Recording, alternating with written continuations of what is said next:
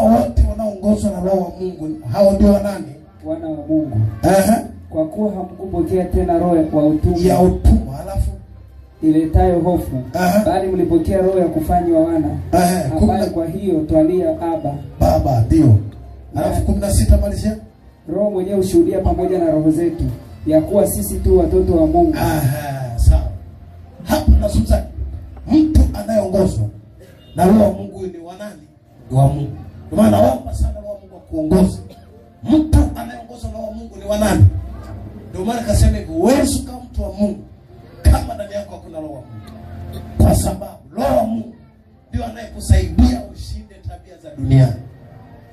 Maana Roho wa Mungu asipokuwa ndani yako itakuwa ngumu kushinda tabia za wapi? Za duniani. Mtakuta watu wa duniani mnafanana tabia, mwenendo, kuongea. Wote mko sawa. Kama yeye anachukia watu na wewe unachukia watu. Kama ni umbea na wewe utakuwa mbea. Kama mwasharati na wewe hivyo. Kama hivyo hamna namna kumwabudu Mungu, yani upo kama wao. Sasa kuna faida gani? Lakini Roho wa Mungu akiwa ndani yako atakusababisha wewe utende mambo ya Mungu na tabia zako zitakuwa za Mungu. Kwa sababu Roho wa Mungu anakaa ndani yako. Ndio maana Biblia inasema wale wanaoongozwa na Roho wa Mungu hao ndio wana wa nani? Wa Mungu. Kwa kuwa amkupokea roho ya utumwa.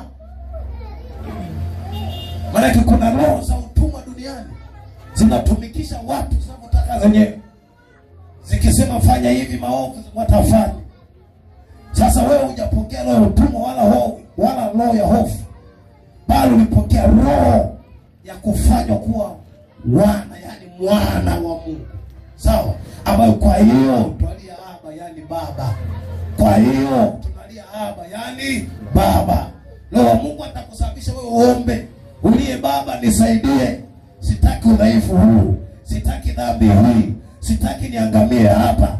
Atakusababisha usiku na mchana kila kigeni kilichoingia ndani yako. Roho wa Mungu hata tulia akanyamaza tu, lazima utaanza kusikia hukumu ndani ya moyo. Unasikia mbona sijakaa sawa sawa? Utasikia unakosa amani. Piga magoti, omba toba. Mwambie ni wapi nimekosa, Roho Mtakatifu nitengeneze tena. Kwa sababu ndani yako kuna Roho wa Mungu. Akasema Roho yeye mwenyewe utushuhudia pamoja na mioyo yetu kwamba sisi watoto nani? Wa Mungu. Na ndio maana chochote ambacho kibaya, tabia yote unayofanya kinyume na wewe, kinyume na Mungu, lazima usikie hukumu. Kuna wakati mwingine ukirudi nyumbani ukisikia hukumu, usianze kusikia moyo wangu naomba nini, ujue kabisa Roho wa Mungu anakushtaki ndani. Asema leo ulifanya 1, 2, 3.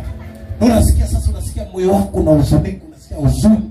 Unasikia kama uchungu hivi, kumbe Roho wa Mungu anahuzunika ndani ya moyo wako kwamba wewe hujafanya sawa sawa.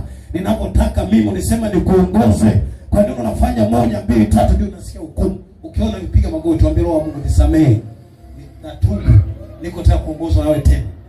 Nisafishe. Nipe nguvu mpya.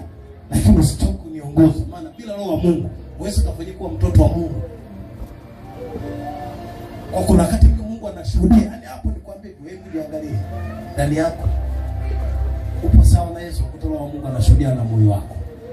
Roho wa Mungu ushuhudia kwa na mioyo yetu kwamba sisi tu watoto wa Mungu. Omba Roho wa Mungu akuongoze, utakuwa mwana wa Mungu mzuri.